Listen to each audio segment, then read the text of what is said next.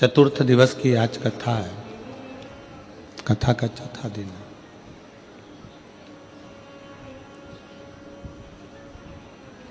बचपन, जवानी, अधेड़ी और बुढ़ापा,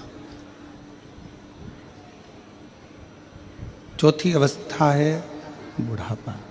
ये चौथे नंबर की अवस्था है। जो जन्मा है, जन्म लेने के बाद में वो चौथी अवस्था की ओर बढ़ता ही है। गला पकड़ रहा है।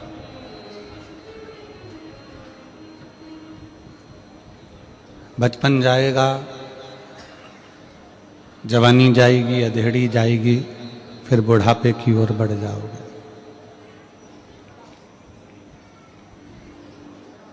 पर इस पूरी उम्र को जाने में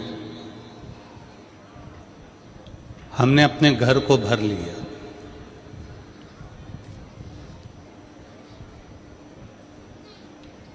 हम घर में गाड़ी भी लेकर आ गए, बंगला भी लेकर हमने बना लिया, जमीन जायदाद भी बना ली, हमने धन दौलत भी बना लिया, हमने अलमारी भी भर ली, हमने तिजोरी भी भर ली।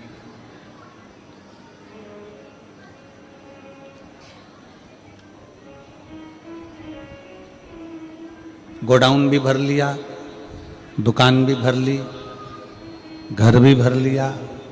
इस भरने के क्रम में, इस भरने के जो श्रृंखला है, जो भरने की श्रृंखला है, हम भरे जरूर हैं पर कुछ खाली भी हुआ है।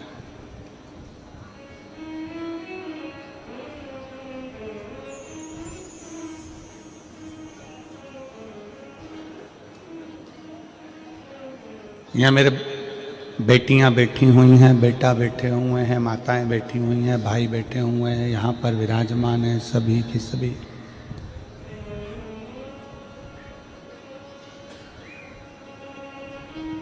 आप जब लिखने बैठते हो, आप जब लिखते हो या लिखने बैठते हो या आप लिखते हो, अपनी कॉपी को भरते हो। एग्जाम में बैठे हो तो भी कॉपी भरते हो, होमवर्क करने बैठे हो तो भी कॉपी भरते हो, स्लेट पर लिखते हो तो स्लेट भरते हो।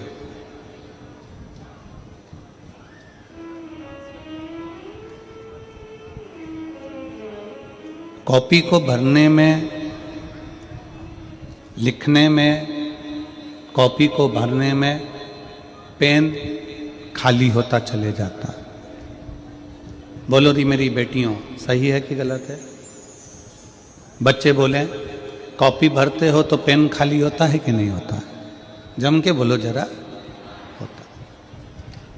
कॉपी भरा गई,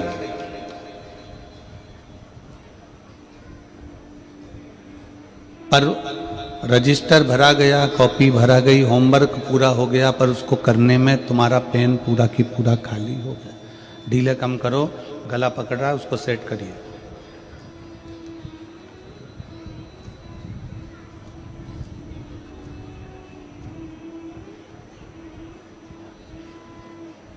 कॉपी तुमने भरी,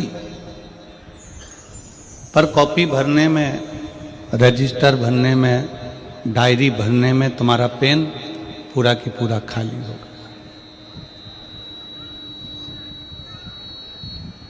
पेन पूरा की पूरा खाली।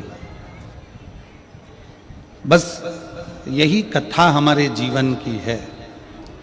कॉपी को भरने में पेन खाली हो जाता है, घर को भरने में हमारी उम्र पूरी खाली होती चली जाती है, पूरी खाली।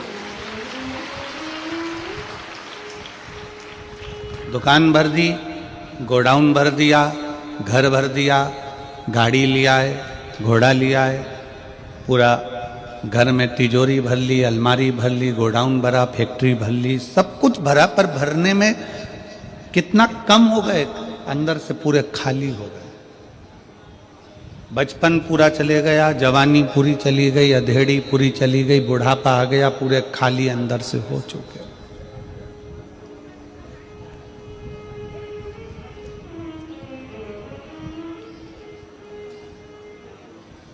कभी विचार करिएगा कि अपना पूरा जीवन हम निकालते चले जा रहे हैं। 2024 कब चले गया? शायद मेरी यहाँ पर दीदियाँ बैठी हैं, मेरी बहनें बैठी हैं, मेरी जीजी, मेरे जीजा, मेरी बेटियाँ, बेटा बैठे हैं, कई माताएं हैं, तो आश्चर्य कर रही होंगी कि 2024 इतनी जल्दी निकल गया, मालूम ही नहीं पड़ा। और 2025 लग गया, उसकी भी आज 7 तारीख हो गई।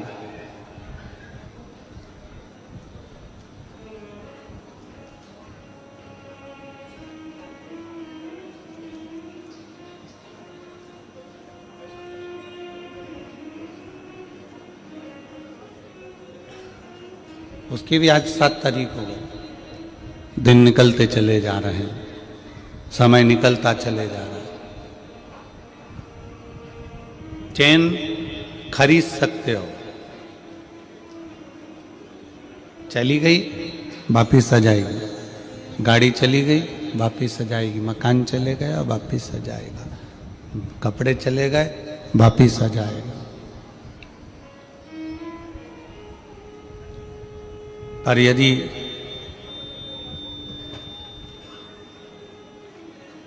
जो समय चले गया वो वापिस आ सकता है? जम के तो बोलो। 2024 को वापिस ला सकते हो? नहीं। गया समय, जो समय चला गया, जो गया हुआ समय है, वो वापिस नहीं आ सकता, वापिस नहीं आएगा।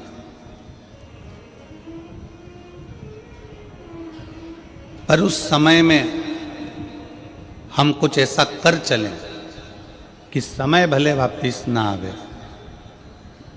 पर उस समय को दुनिया याद रखे कि वो समय था जिस समय में हमने भगवान शंकर की अविरल भक्ति से सब कुछ पा लिया था और शिव कृपा से हमें सब मिल गया।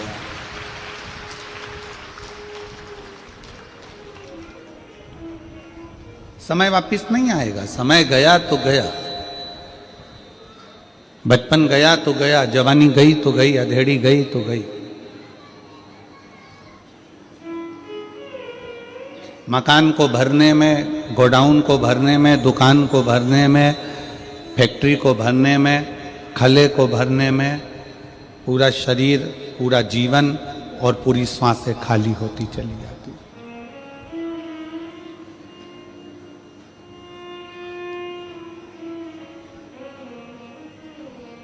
जब हम पढ़ाई करते थे तो पेन आता था,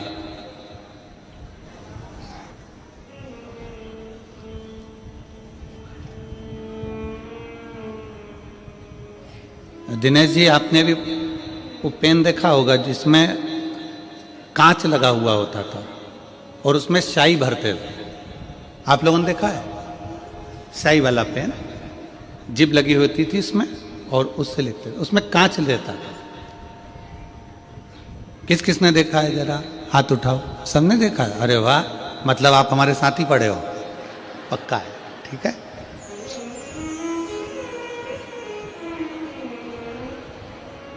अब आप हमारे साथ पढ़े हो तो हमारे तो बेस्ट फ्रेंड हो गए हो। अब जीजी जीजा तो हो, पर साथ में बेस्ट फ्रेंड भी हो, पक्का है।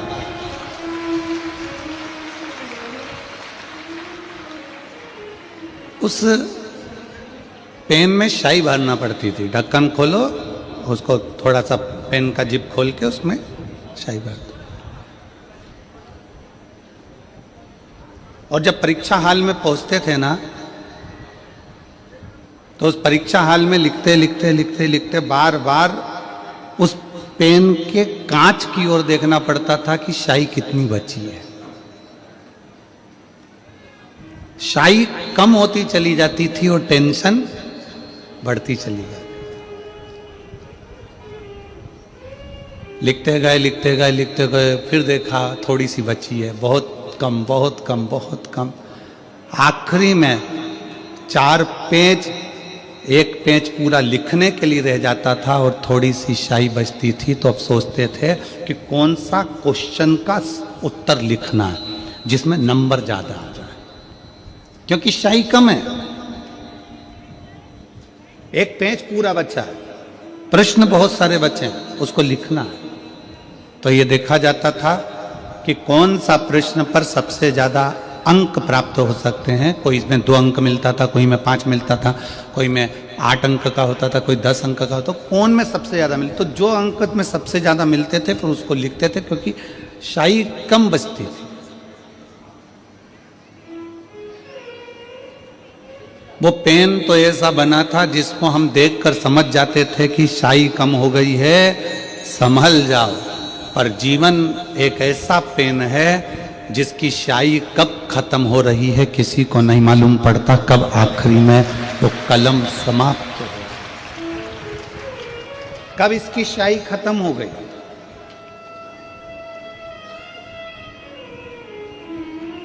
कब इसकी स्याही समाप्त हो गई, ये पेन समझ में ही नहीं आता।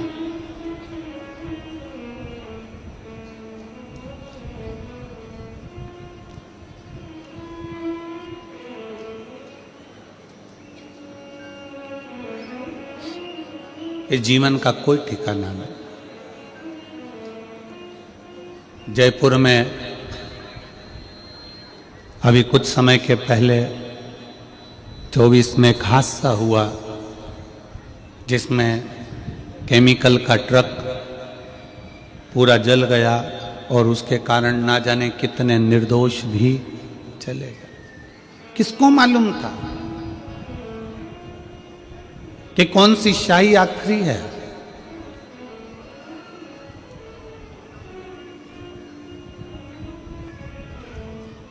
छत्तीसगढ़ में अभी 2 दिवसीय में नक्सलियों द्वारा एक ब्लास्टिंग हुआ, उसमें कई जवान चले गए। किसको मालूम था कि स्याही आखिरी है।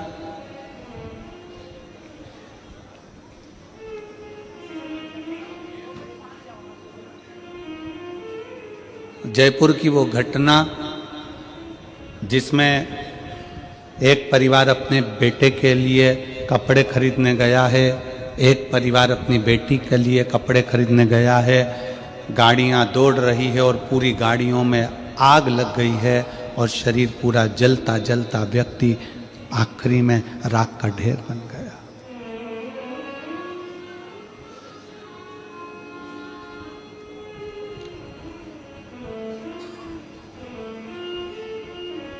नक्सलियों की वो घटना छत्तीसगढ़ की जिसमें ब्लास्ट हुआ, कई लोग, कई जवान चले गए।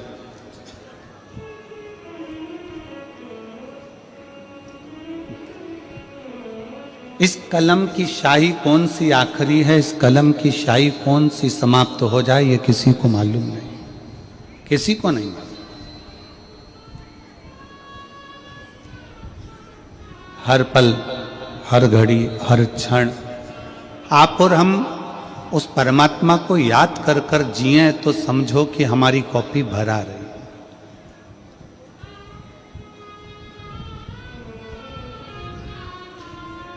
अपनी कॉपी में मेरे जितने स्टूडेंट बच्चे बैठे हुए हैं, जितने पढ़ने वाले बेटा बेटी बैठे हुए हैं, जितने स्टूडेंट बच्चे बैठे हैं, मैं उनसे कहूंगा सबसे पहले कॉपी को एग्जाम के समय पर जब आप लिखने के लिए बैठते हो, जब आप क्वेश्चन का पेपर तुम्हारे सामने होता है, तो सबसे पहले तुमको जो याद है, तुम्हें जो क्वेश्चन का उत्तर याद है, सबसे पहले कॉपी उससे भरो।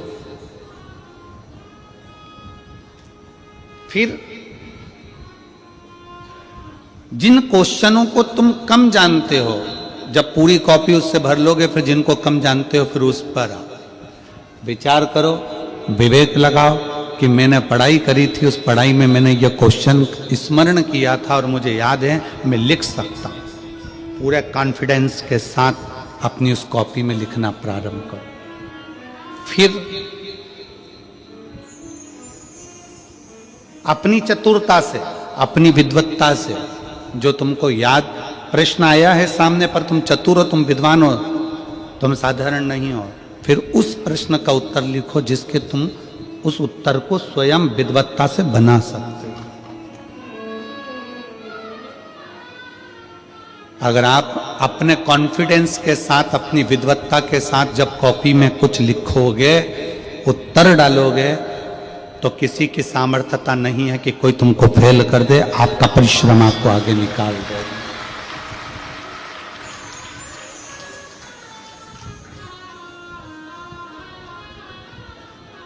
परीक्षा हाल में समय बर्बाद नहीं करना। मेरे स्टूडेंट बेटा बेटी याद रखें, परीक्षा हॉल में अपने समय को बर्बाद नहीं करना।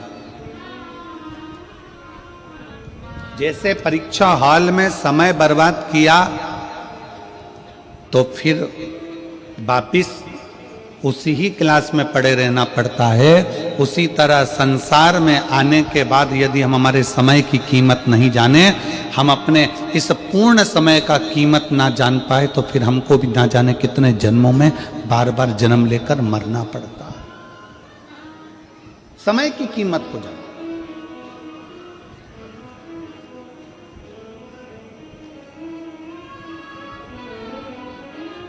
जिसने समय की कीमत को जान लिया वो जिंदगी में सबसे आगे बढ़ गया, जीवन में बढ़ता गया, बढ़ता गया।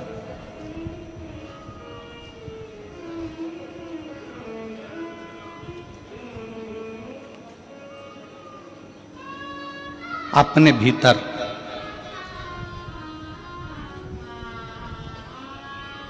ये भी स्मरण रखो कि हमारी जिंदगी कितनी है, हमारा जीवन कितना है, हमें भजन कितना करना है। संताप और संपत्ति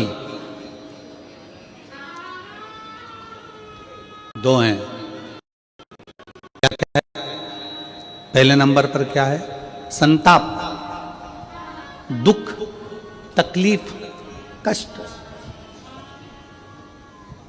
पहले नंबर पर है संताप। जम के बोलो, क्या है? संताप। दूसरे नंबर पर है संपत्ति। संपत्ति तो जानते हो ना? संपत्ति मतलब अपना धन दौलत, अपनी प्रॉपर्टी, अपनी जायदाद, अपनी जमीन, अपनी दुकान, अपना बंगला, अपनी फैक्ट्री, अपना गाड़ी, ये सब संपत्ति है।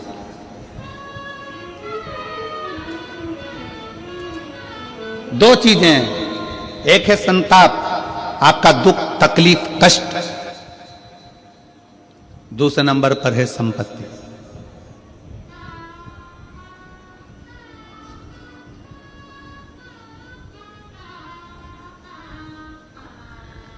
संपत्ति खींचने वाले बहुत मिलेंगे आपको, बहुत। बेटा बेटी, नाती पंती, रिश्ते नाते, बहन भाई, कुटुंब, मामा मासा, ये वो, फूफा फूफी, ये सब संपत्ति खींचने वाले। दोस्त मित्र, रिश्तेदार, नातेदार, ये सब संपत्ति खींचने वाले। कोई आपका संताप खींचने वाला होगा जो आपका दुख ले ले, आपकी तकलीफ ले ले, आपका कष्ट ले ले, आपकी बीमारी ले ले, आपके जीवन का सारा तकलीफ, आपके जीवन का सारा दुख, आपके जीवन का सारा कष्ट कोई ले ले? है कोई ऐसा? जम के बोलो जरा। नहीं। संसार में, परिवार में, कुटुंब में, रिश्तों में, नातों में कोई ऐसा नहीं है जो तुम्हारा संताप लेगा। रिश्तों में, नातों में, कुटुंब में सब ऐसे मिलेंगे जो तुम्हारी संपत्ति लेंगे।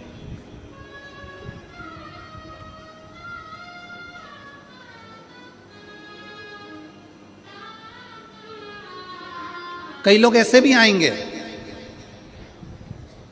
आप छत्तीसगढ़िया सबले बढ़िया। छत्तीसगढ़ के जितने मेरी बहन हैं, जितनी मेरे जीजा हैं, बहुत सरल है, बहुत सीधे, बहुत सीधे। आपकी सहजता ही आपकी परमात्मा की भक्ति है।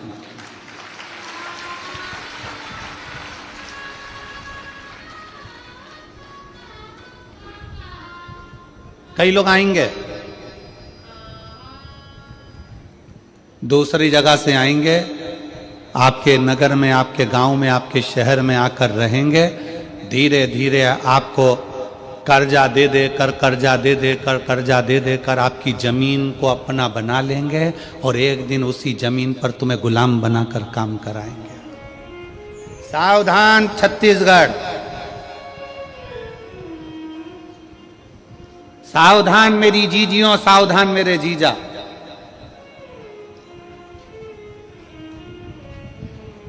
छत्तीसगढ़ के इस पवित्र मां कौशल्या की भूमि में जितने भी छत्तीसगढ़िया रहते थे वो सब भगवान की भक्ति करने वाले रहते थे।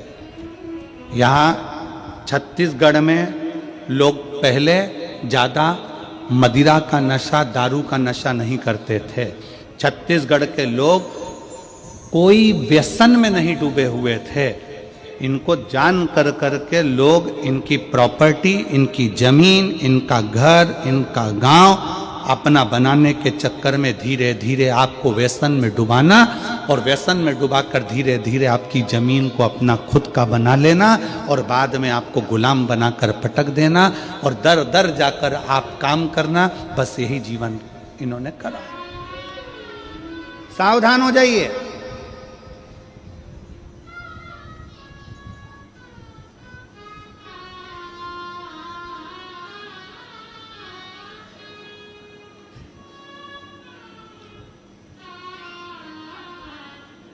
आप अपनी जमीन पर काम कर रहे हो ना, 2 बीघा है, 5 बीघा है, 4 बीघा है, 1 बीघा है, 2 एकड़ है, 5 एकड़ है, 10 एकड़ है, जितनी भी है ना, तुम मालिक हो, तुम सेठ हो, तुम किसी के हाथ के नीचे काम करने वाले नहीं हो। अपनी जमीन की कीमत समझो।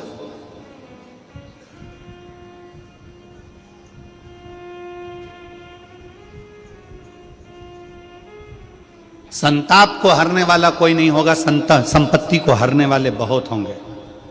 तुम्हारे मुख पर मीठा बनकर तुम्हारी संपत्ति को छुड़ा लेंगे। संपत्ति जो खींचते हैं, जो संपत्ति को अपना बना लेते हैं तुम्हारी, उसको गुंडा कहते हैं। उसको गुंडा कहते हैं, बदमाश कहते हैं। और जो तुम्हारी संपत्ति को खींच रहा है वो भले गुंडा हो सकता है, बदमाश हो सकता है, पर जो तुम्हारी संताप को खींच रहा है, तुम्हारे दुख को खींच रहा है, तुम्हारी तकलीफ को खींच रहा है, वो गुंडा नहीं, वो गुरु ही हो सकता है, दूसरा कोई नहीं। गुरु संताप को खींचता है, दुख को खींचता है, तकलीफ को खींचता है, कष्ट को खींचता है।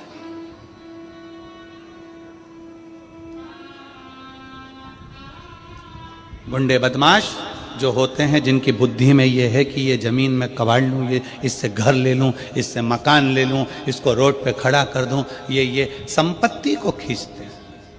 परिवार कितना सुंदर शिव महापुराण की कथा में लिखा है। जरा गणेश जी और कार्तिकेय का चरित्र पढ़िएगा। गणेश जी और कार्तिकेय का चरित्र मैं पूरे आस्था चैनल पर श्रवण करने वाले श्रोताओं को और जितने भी इस पवित्र कथा का प्रागण्य में कथा सुन रहे हैं उनको और फेसबुक यूट्यूब पर कथा सुन रहे हैं उनसे भी कहूंगा, गणेश और कार्तिकेय के चरित्र को पढ़िएगा।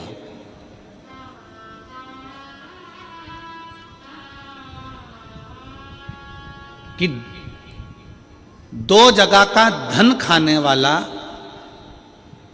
2 जगह का धन खाने वाला अपने शरीर के रोग से कभी नहीं छूटता, चाहे वो इल्ली बने, जीव बने, जलचर बने, थलचर बने, वायुचर बने, चाहे मनुष्य बने। 2 जगह का धन खाने वाला। पहला अपने भाई की संपत्ति, दूसरा अपने गुरु की या अपने भगवान के मंदिर की संपत्ति। एक भाई की संपत्ति खाने वाला, एक गुरु या परमात्मा की संपत्ति खाने वाला कभी जिंदगी में सफल नहीं हो सकता। वो तड़प तड़प कर ही जाता है।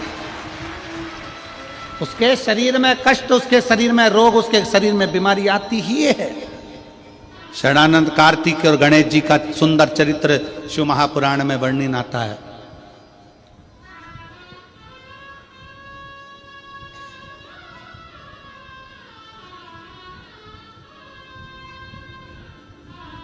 भाई की संपत्ति भी कभी मत सोचना कि मैं इसको अपना बना लूं, इसको धक्का देकर निकाल दूं, ना ना।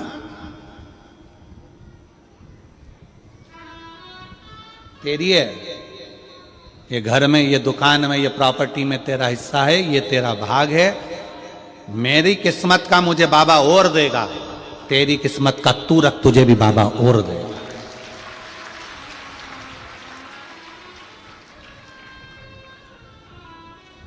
जब किसी भाई भाई को संपदा के लिए लड़ते देखते हैं, संपत्ति के लिए लड़ते देखते हैं, बड़ा दुख होता है सोचकर, बड़ा दुख।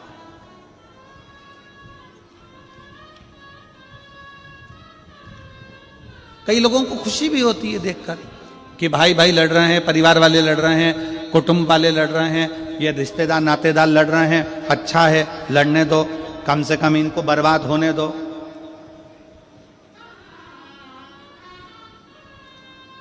कई लोग हंसते हैं, कई लोग देखकर खुश होते हैं।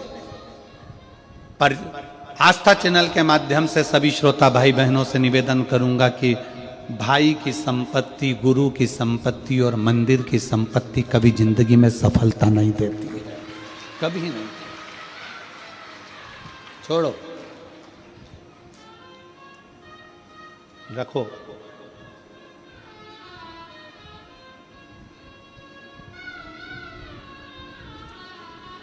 इस संपदा को अपने पास रखो।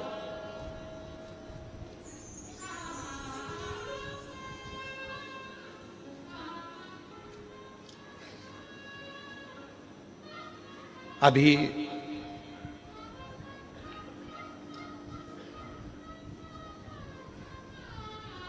एक हमारे सीहोर की ही घटना थी। हम अभी जब सीहोर गए रायपुर से, तो बताया कि सीहोर कुबरेश्वर धाम से विठले सेवा समिति कई बच्चों की पढ़ाई का खर्चा उठाती है, उनका एजुकेशन कराती है। आप लोग जो ये दान देते हो ना, इस दान को आप लोगों ने दिया है तो एक बार जाकर कुबरेश्वर धाम पर देखा भी करा करो कि तुमने जो दान दिया वो कहाँ कहाँ लगा। समिति, कई बच्चे ऐसे हैं जिनको पढ़ना है, पढ़ने के लिए पैसा नहीं होता। तो एक अभी हम रायपुर से जब सीहोर गए तो बताया कि एक बेटी आई थी, कॉलेज पढ़ती है, उसको एग्ज़ाम देना चाहती है, कॉलेज की फीस बहुत है। उसने एडमिशन ले लिया क्योंकि उसका परिवार पूरा साथ में रहता था, उसके चाचा, उसके पापा सब साथ में रहते थे, उसके ताऊ सब साथ में रहते थे। एडमिशन हो गया, पढ़ाई के लिए उसने फीस जमा करना थी उसको, और इतने में कुछ दिन पहले ही आपस में वो सब लड़ झगड़ के अलग हो गए और पिताजी भी किसी कारणवश उसी टेंशन में समाप्त हो गए। अब उस बेटी का कोई फीस जमा करने वाला नहीं। हमने उस बेटी को बुलाया, उसकी माताजी भी आई। हमने पूछा कि बेटा, ये आपका इतना बड़ा परिवार है, आप इतने बड़े परिवार में रहती हो और आपकी फीस क्या परिवार वाले जमा नहीं कर रहे? नहीं, उनने तो घर भी पापा से मरने के 15 दिन पहले सिग्नेचर करवा के रख लिया। हमने कहा तुम्हारी बाजार में दुकान है वो, तो वो भी रख लिया, अब हम उसको निकाल दिया। हमने कहा कोई बात। हमने कहा बेटा शिवजी के मंदिर जाती हो? हाँ। उनकी माता जी से पूछा, जीजी आप जाती हो? हाँ। तो हमने कहा टेंशन मत लेना, उनने कलम का लिखा अपना कर लिया, अब तुम कर्म का लिखा अपना बनाना, शिव की आराधना करो। फिर धाम से कॉलेज में फोन किया गया कि ये लड़की है, ये बेटी है, इसका फीस जमा होना है, कितना कितना बचा है। तब वो फीस की लिस्ट कॉलेज से धाम बुलवाई गई, फिर उसका फीस जमा करी। किसी का धन, किसी की संपदा, किसी का भाई की दौलत, भाई की संपदा, मंदिर की संपदा और गुरु की संपदा कभी अपनी नहीं बनेगी। वो कष्ट देता है, कष्ट देते हैं।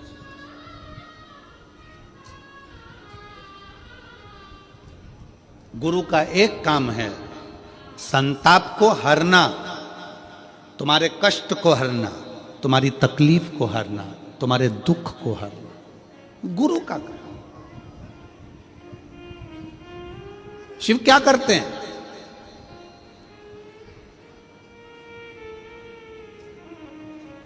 शंकर भगवान का काम क्या है? भगवान ब्रह्मा जी ब्रह्मलोक के देवता हैं, भगवान विष्णु बैकुंठ के देवता हैं। शंकर भगवान से पूछा गया कि तुम कहाँ के देव बनोगे, तो शंकर भगवान कहते हैं मुझे पृथ्वी दे दो। ब्रह्मा जी ने कहा आपको मालूम नहीं है, मृत्यु लोक दुख जंजाल है, पूरी पृथ्वी पर केवल तकलीफ ही तकलीफ, दुख ही दुख, कष्ट ही कष्ट है। आपको मालूम नहीं है? शंकर भगवान बोले होने दो, इतने सारे पृथ्वी पर रहने वाले इन दुखी लोगों का दुख कब तक मिटाओगे भोलेनाथ? ये संसार में रहने वाले मनुष्य का, जीव का दुख कब तक मिटाओगे? कभी चींटी को तकलीफ हो रही, कभी चींटे को तकलीफ हो रही, कभी पक्षी को तकलीफ हो रही, कभी पशु को तकलीफ हो रही, कभी पक्षी को, कितना तकलीफ होगा? तुम किस किस का दुख मिटाओगे? शंकर भगवान कहते हैं सुनो ब्रह्मदेव, भूल से भी अगर कोई मेरे शिवलिंग पर एक लोटा जल चढ़ा देगा, उस दिन से वो मेरा पुत्र कहलाएगा और उसका दुख मिटाना मेरा काम है। वो मेरी बेटी है, वो मेरा बेटा है। सुनो ब्रह्मदेव, कोई पक्षी मेरे मंदिर के ऊपर से, मेरे शिवलिंग के ऊपर से, मेरे शिवालय के ऊपर से उड़कर जाएगा, उस दिन से वो मेरी संतान कहलाएगा, उसका दुख मैं मिटा दूंगा। सुनो ब्रह्मदेव, कोई पत्ती फूल, कोई जीव भी अगर उसको झूठा कर देगा, वो भी अगर मुझे चढ़ गया, तो जिसका झूठा है उस जीव को भी मैं कल्याण कर दूंगा। सुनो ब्रह्मदेव, पानी में रहने वाली मछली, मगर, सर्प, जलचर, थलचर जो भी होंगे, वो पानी में रह रहे होंगे, वो पानी भी अगर मुझ पर चढ़ गया तो उन जीवों का भी मैं कल्याण कर दूंगा जो पानी के अंदर निवास करते हैं, उनका कल्याण।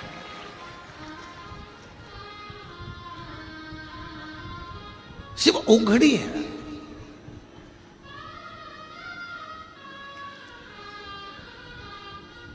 एक कॉपी को भरने में अपना पूरा पेन खाली हो जाता है, और घर परिवार को भरने में मेरे भाई, मेरे बंधु, मेरे रिश्ते, मेरे नाते, मेरे कुटुंब, मेरे कबीला, मेरे बच्चे, इनके लिए ये कर दूं, उनके लिए वो कर दूं, और पूरा जीवन हमारा खाली हो जाता है, पूरा जीवन,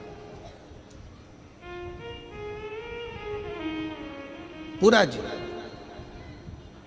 इसलिए शिव महापुराण की कथा कहती है कि भगवत भजन में, भगवान शंकर की भक्ति में, भगवान शंकर के स्मरण में गुरु क्यों लगाता है? क्या पड़ा हमको कि हम तुमसे बार बार कहें कि शंकर जी के मंदिर में जाओ, शंकर जी के मंदिर में जाओ, शंकर जी के मंदिर में जाओ? इसमें हमारा कोई फायदा है क्या?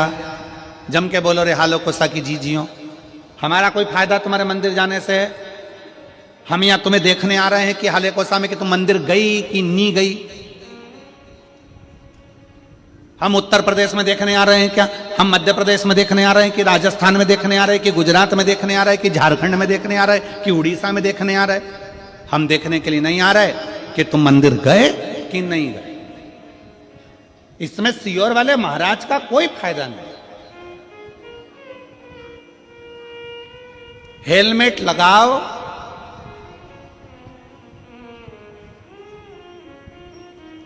ना लगाओ, इस हेलमेट लगाने और ना लगाने से गवर्नमेंट का कोई फायदा है क्या? जम के बोलो जरा।